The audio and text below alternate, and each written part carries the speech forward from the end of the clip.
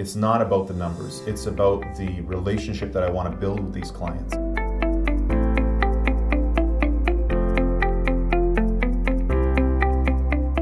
Thank you for joining us on the Realtors Conspiracy Podcast. I'm here today with Joe Grguric from Remax Escarpment. Hello. And we're going to talk about your business today. Okay, very good. Tell me about how long have you been in real estate? I've been in real estate now for 4 years. Okay. Yes. And then why did you become a realtor? Well, I became a realtor. I used to be a general contractor before, and we used to do a lot when it came to renovations and additions and things like that. And unfortunately, as luck would have it, I ended up getting hurt a little bit on the job and then couldn't really do too much more of the day-to-day physical activities of a contractor. And I decided, you know what? I know houses inside and out. The next best thing to do would be to get into real estate. Yeah. So then I pursued my career in real estate and got into it, and it's been great ever since. It makes perfect sense because you know behind the house how it's built, oh, whatever, yeah. You know more. I mean, when you take a look at a house, the construction of it, there's plenty of clients that will go take a look, like with my buyer clients, and I'll say to them, don't look at the lipstick and mascara of how nice the backsplash is. Let's take a look at the meat and bones of the house. Yes. Because a backsplash might cost you $800. To fix the weeping tile, because there's water coming in through the foundation, that might cost you $30,000. Yeah. And those are very high ticket items. So when I go through with clients, especially buyer clients, I'll say to them, these are the points that we want to look at. You can dress it up any way you want afterwards, but let's cover the big ticket items, the ones that are going to cost you the most amount of money. And there's been times where I've had a client say to me, Joe, do you not want to sell me a house? And I go, yeah, I'd love to, but it's got to be the right house. It's got to be the right house for you. So going in with somebody like myself that has a construction background and a knowledge of how houses are built and how they're constructed and what major things to look for, my clients love that. Yeah. Because they're almost getting like a home inspection before their home inspector comes in. Yeah. So rather than them spending $500 on a home inspector and finding out this failed, this failed, this failed, I'm able to go in with them and say, let's take a look at the shingles on the outside. Let's take a look at the foundation. And the foundation, I think, is the biggest thing. And also the windows. How old are the windows? What is it going to cost? And what I can provide to a lot of my clients, which they really like, is the fact that when we're looking at something, sometimes home buyers are completely oblivious to overall renovation costs. Yes. We don't know. We don't know. They take you don't know. You don't. Yeah. We don't know. So they're, let's just put on some paint and it'll be great. Well, that's not the case. Because when you're looking at windows, and a very good window, I mean, for 10 windows in a house, which is standard or average, that might run you anywhere from $12,000 to $20,000. Yeah. And it's not just the window. Now it's the trim and the casing and everything on the inside of the house. Exactly. And it has to be matched up properly on the outside of the house. So when they understand what overall costs are, then they can kind of understand, hey, wait a minute.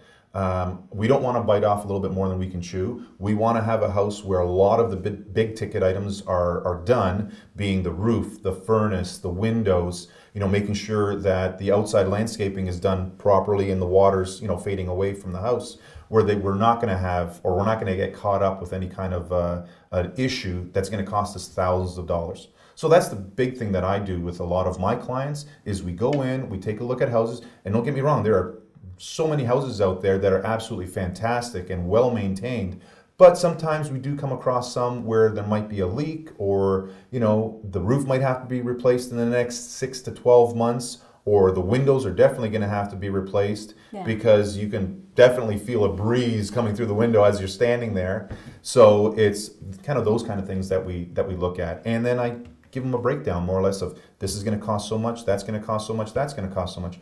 If that's in your budget and you love the area and you love the layout of the house, then let's go for it. Yeah. But if it's not in your budget, then let's move on and we'll find something that fits you. I think that's a huge add-on to have that background as a realtor to provide to your clients. And then like you said, if your clients say, did you want to sell me a house? It's because you're actually using integrity to say that house is not good. You're not just looking at the numbers, showing them, and then still pushing them to buy it anyway. You're absolutely right, Modi. It's not about the numbers. It's about the relationship that I want to build with these clients. Yeah. And I don't want it to come, oh, well, Joseph sold me this house, and oh my goodness, it's got this problem. I want it to be, Joseph sold me this house, but man, we looked at 15 houses before, and this was the best one. Yeah. And he found it for us. And that kind of like, I tell my kids all the time, Dad can walk through the mall with my head held high and I'm not scouring anybody. You can put your head on the pillow at night and still be... Exactly. Yeah. And that's the thing. If a lot of buyers are educated ahead of time by realtors, I think the process of moving forward, building client relationships, being referred to, other clients along the line, it goes a long way. Yeah. It definitely goes a long way. That makes sense. Very good. And then we've noticed too that you've used virtual staging when the house was vacant for when you are the listing agent. Yes. So why did you become such a big fan? I came across virtual staging by accident. Okay. I was looking at a property that a colleague had and I go, oh my God. I remember the one. That is like, what? Like, what did you spend on this staging? And he says to me, he goes, Joe, that's a virtual stage. I go, come on. I go, no, it's not.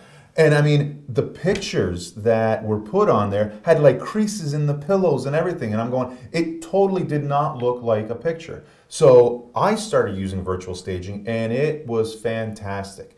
I had a listing where sometimes staging can be a little bit expensive. And don't get me wrong. I mean, to stage a house, I think there's no better way to actually physically stage a house with physical, things you can touch, something tangible out there.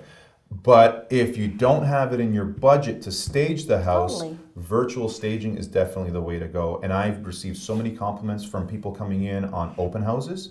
And, they said, oh, we took a look at the pictures and did these people move out already? Because there's no furniture here. Yeah. And then I explained it to them and they were like totally blown away. Yeah. Because one thing that I do is a little bit above and beyond is I don't just have it virtually staged, it goes on MLS. What I do is when I have open houses or if it's just an empty vacant house where people are coming and going and to tour it, I'll have printouts of those virtual stage pictures in a large 11 by 17 and I'll have them on easels inside each room. Because let me tell you, sometimes they don't get a grasp of how the couch could be laid out, how the layout. Furniture. They see a big room and they think, well, the couch has to be pushed way over there and another couch way over there. No, it doesn't. It can be brought forward. And I show that in these virtual pictures. Yeah. And they love it. There's a lot of people who can't spatially visualize furniture into a room, and it really helps to have those. It does help out, and I've used it now for probably 6 or 7 of my past listings. Very cool. And every single one I've received a lot of praise from colleagues also, but from the people who are actually coming in there. Yeah. And again, it's a fraction of the cost of actual staging, but it gives the buyer a real good sense of how furniture can be laid out, what it looks like with certain types of furniture. And again, when I'm looking at the type of house, I'll kind of gather what kind of furniture I want to have.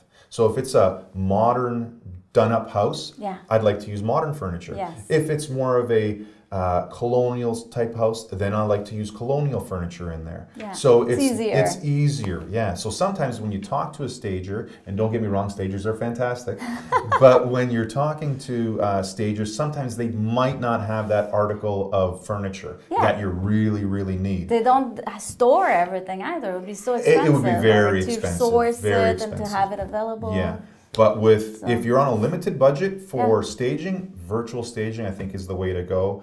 If you do have a budget, then I do believe that just with regular staging is the way to go, because there are so many excellent stagers out there that when they walk into a room, they know exactly how to stage it. And I've had houses staged also, and they've done very, very well. I mean, it was absolutely beautiful. Mm-hmm. The unfortunate thing is the furniture doesn't get sold at the house. Yeah, exactly. We had Trisha Ross as an interior designer on the podcast before. She's an interior designer and she's a fan of virtual staging. So she's on the same page with you. So I think it's the way to go. Right now, I'm seeing more and more agents getting out there, but I really feel that people themselves, if they have an empty room, and talk to your realtor, make sure that, your realtors, when they sit down with you, they're explaining to you exactly what they're going to do. You know, sometimes, and unfortunately, I see the iPhone camera get used too many times where they come out and they don't want to spend the money on the listing.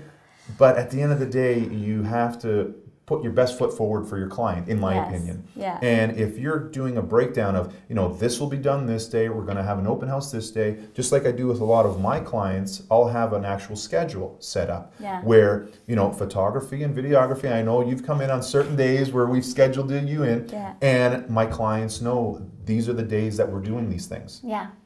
And it goes right down also to, open houses and things like that where they have a schedule. So it's not like, oh yeah, by the way, Mr. and Mrs. Seller, we're coming in tomorrow to do pictures. They're not ready. Yeah. So everything gets laid out. And with virtual staging to come in there, you really got to ask your realtor to say, hey, are you going to provide virtual staging in the empty basement that I have? Because for a fraction of the cost of actually staging it, it just shows so much better. Yeah. The last one that you did for me, you added in, big basement, great pool table, sitting area, big screen, and it just showcased that room so well, and we got so many compliments on it. Nice. Because people didn't realize, oh my goodness, I can put a pool table here, or some type of a games room, or have this as a real entertainment center. And that's the way, with virtual staging, Yeah, that helps. It's a great way. It's definitely a great way.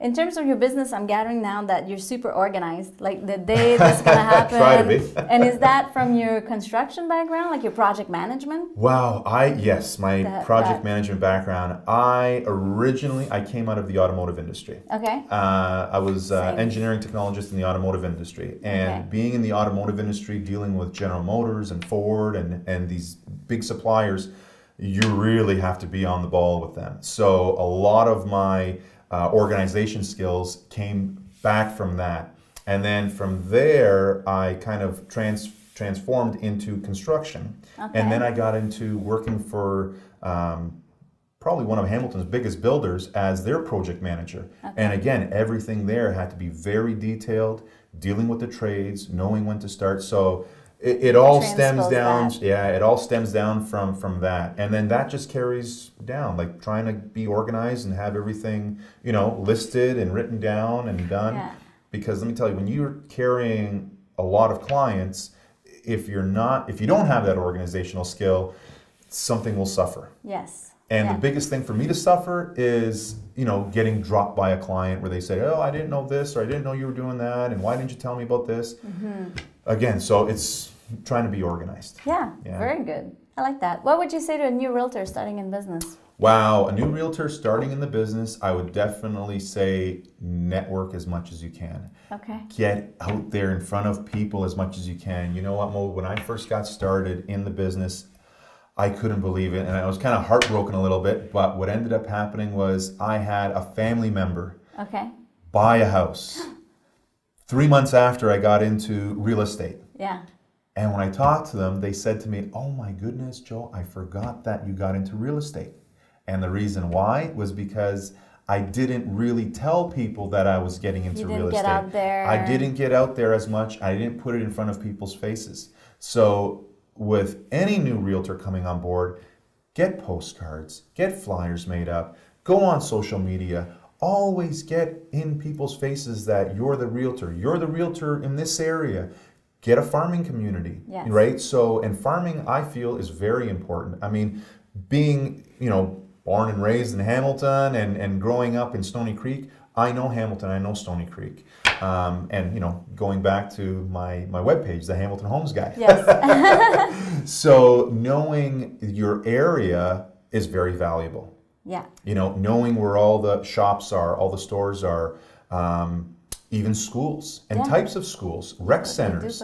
I had a client in Stony Creek ask me one time, or a potential client, they were coming in through an open house, they said, my daughter is autistic. Where is there an autistic school? And I was able to go ahead and direct them. Nice. And I said, if we're looking for something like that, then I would say this is the area we should. So know your area, because there's nothing worse out there than a realtor saying to you, I don't know, let me find out and I'll get back to you. Because if you're not in with them right away, they're gone. They're going to go somewhere else. Yeah. So you always want to keep their attention. And the way you keep their attention, in my opinion, is knowing the area. Yeah. Getting in front of people, calling them up, Don't wait for people to call you. And I think sometimes with newer agents coming into the business, they think that people are just going to contact them. Now I'm a real estate agent, people are going to call me. It doesn't work like that. It's like with any business.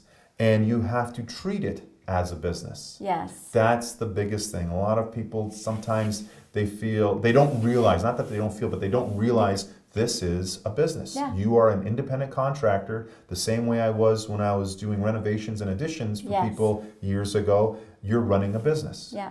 You know, it's no different than selling shoes or installing tiles, or you have your business. You have to market your business a certain way to generate clients and leads, and that's what you have to do in real estate. Yeah. And the big thing with that is you have to always be in front of people. Always. Get out there. That's awesome advice. Thank you. Where do we find you if we're looking you up? You said Hamilton Homes Guy. You can find me on Facebook. You can find me at hamiltonhomesguy.com as well. Touch base with me. Definitely reach out to me. Love to have a coffee with anybody, discuss real estate, or even if you're planning on selling, not now, but anytime in the future, let's go through the steps. Yeah. Because there's a lot of steps involved with regards to selling a house, and a lot of steps are required with buying a house, especially with the whole interest rates and the stress test and everything else. I don't know how long that's going to last, but it's here right now. It's here right now. Awesome. Well, thank you so much. Thanks for coming on the podcast. Okay, great. Thank you. Bye-bye.